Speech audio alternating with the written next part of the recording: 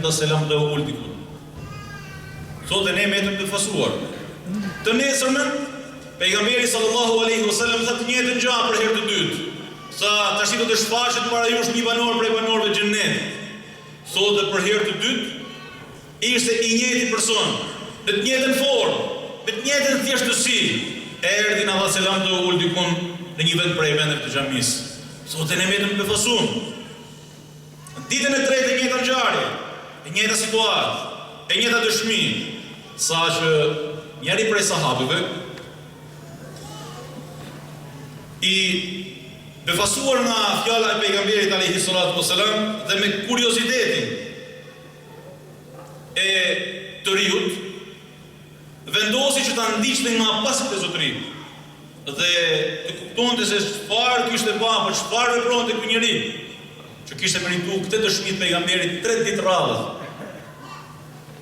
Ne po flasim për faktin se Islami është fe e paqes dhe e tolerancës, e fe e mirësisë, e fe e zemrës së pastër.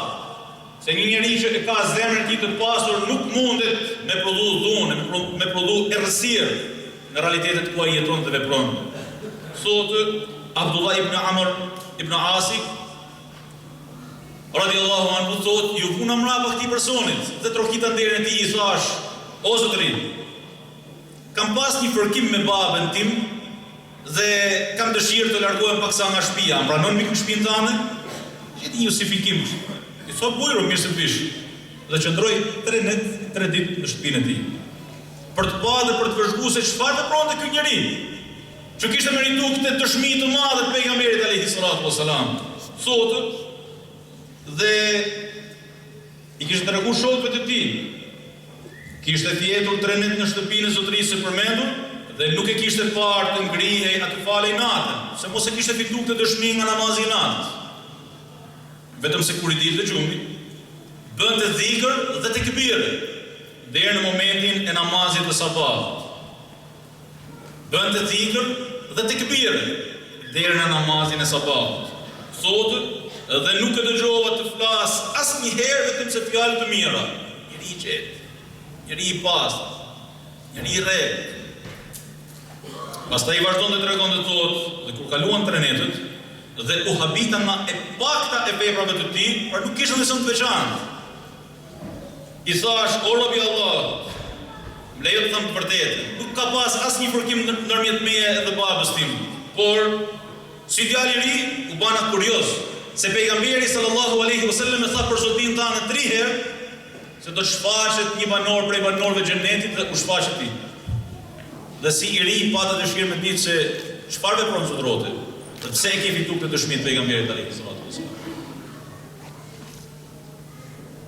Ai zotëri i habitur i tha, unë nuk veproj asgjë më tepër se sa çfarë ke pa nga veprimet e cilat e mia. I tha asgjë? I tha jo asgjë. Thot Abdullah ibn Amr i thotë e pash pak me zymtësi dhe thash, por ky tallet unë rrim 3 ditë 3 net duke e vëzhguar dhe duke e vështruar. E zotëria e gjithësisë, Hazreti pejgamberi e dëshmon si njeri prej banorëve të xhenetit dhe ky nuk vepron asgjë të veçantë. Thotë u largova i habitur prej këtij njeri.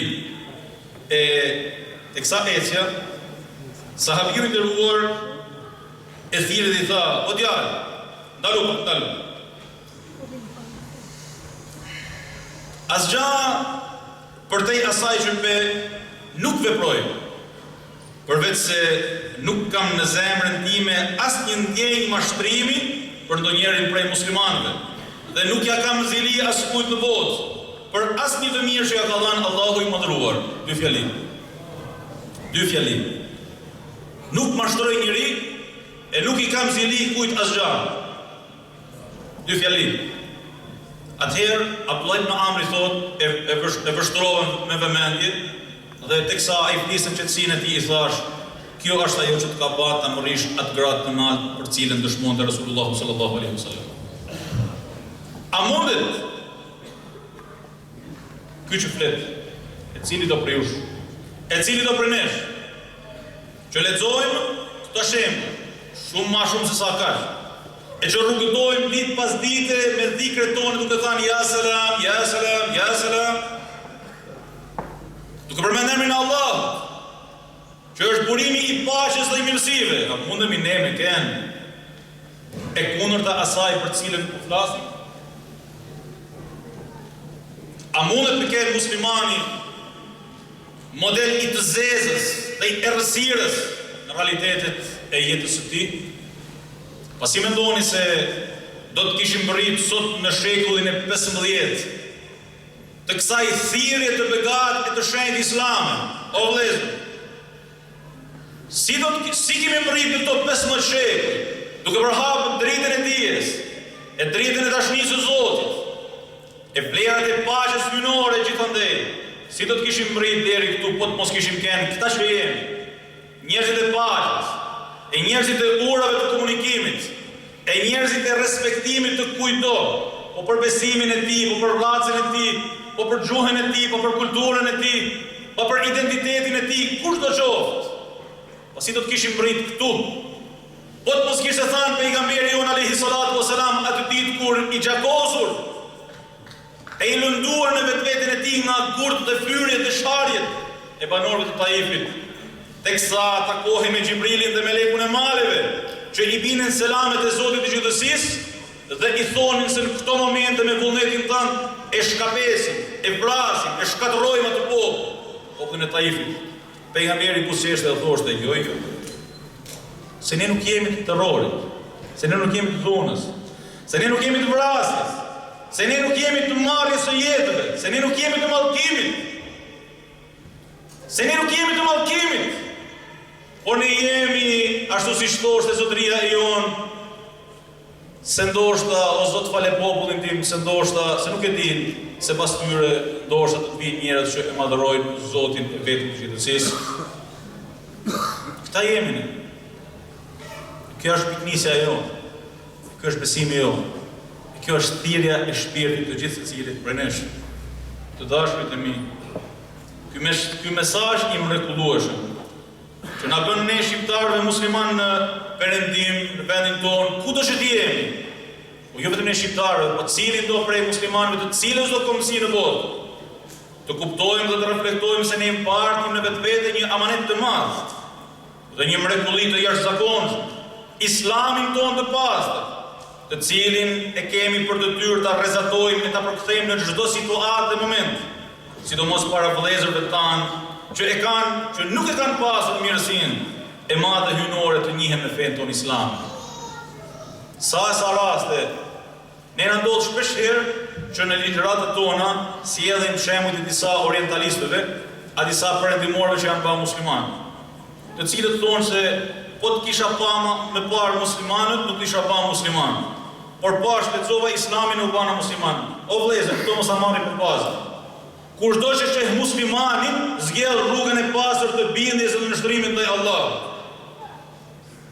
Pavarësisht faktit të anarkisë që jetohet në botën islame. Pavarësisht faktit se ne kemi devijuar, por origjina e jon është tjetër punë.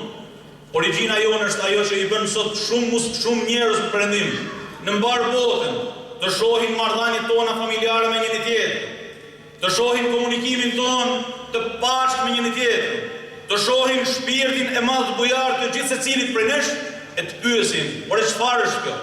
Çfarë është kjo bindje? Çfarë është ky besim? Çfarë është kjo thirrje? E të gjejnë rrugën e Islamit dhe rrugën e udhëzimit drejt dashurisë së Allahut dhe fesë së Tij. Kjo është e vërtetë. E kështu do të jetë gjithë secili prej nesh thirrës me veprën e tij, jo thirrës me fjalën e tij. Disa thrasin me fjalë, disa thrasin me vepra. Ne na bëft Allahu prej atyre që thrasin me veprat e tyre. Prandaj, më lejoni që të sjell në vëmendjen tuaj një rast shumë të thjeshtë nga jeta e imamit tonë Abu Hanife Nu'manit radhiyallahu anhu, të cilit një ditë prej ditëve një prej bashkëkohësve të tij jo musliman, apo ndoshta edhe musliman, po jo i rregullt në bindjet dhe ekuilibrat e tij, ju drejtua duke i thënë ja kafir, o i pa fe, ja zindik, o i shturun. I thoshte Abu Hanifes, ja kafir, o qafir, o i pa fe, o i shturun. Dhe Hazreti imami i jon, Ebu Hanife Nu'mani, e vështronte dhe thoshte, Allahu të falët. Allahu të falët. Allahu din për mu të kundërtën e asaj që the për ne. Allahu din për ne të kundërtën e asaj që thuhet për ne, o vëllezër. Ekstremistët islam, radikalistët islam, terroristët islam, shukshë islam, gërgër islam. Pasha Allahun, Allahu din të kundërtën e kësaj për ne. Prandaj duhet me jetu me dignitetin e islamit, e me krenarinë e islamit, krenarinë legjitime për cilën thotë Kur'ani famëlar, walillahi al-izzatu wa li rasulihi